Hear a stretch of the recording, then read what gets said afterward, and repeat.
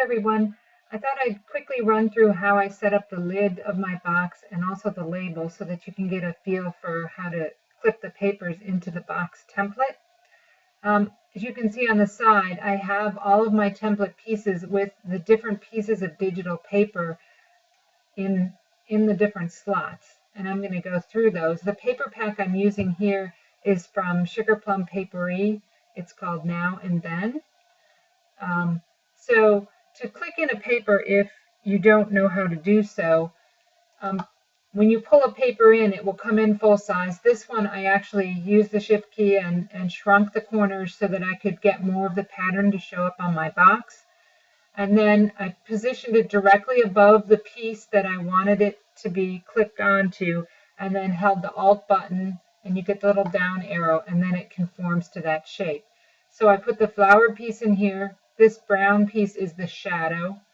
And then here I have put in a striped paper into the scallops, but you can't see those, and this is one of the things that I wanted to point out, because I've also clipped it into the wide straight border that's here. And the reason I did that, if I shut the paper off here, you can see the border. The reason I clipped that paper into both is because I'm going to cut this template on my digital die cutter. And I want, since this is kind of a complicated cut with all these little scallops, I don't want to have any little white edges showing when it's cutting.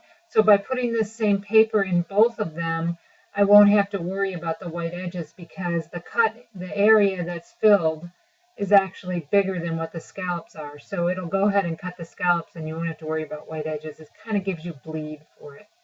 So once I have this all arranged the way I want it to be, then I just do File, Save As, a PNG, and then I can save it to, you have to navigate to where you want to save it, and go ahead and save it, and then you can pull that into your silhouette and layer the cut file over the top of it and go ahead and cut it.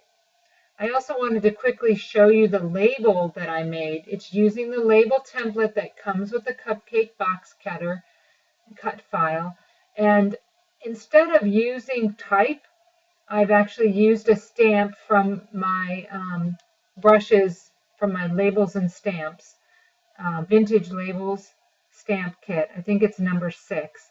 And instead of just leaving it as plain ink, I clipped a pattern paper into it. And I clipped the same pattern paper into the little side pieces and also into the little edge piece, which is down here. Oops, that's the dots. Where's the edge? There it is. And then I clipped the white paper into the background. So it kind of gives it a uniform look where it's kind of looks like it's printed on.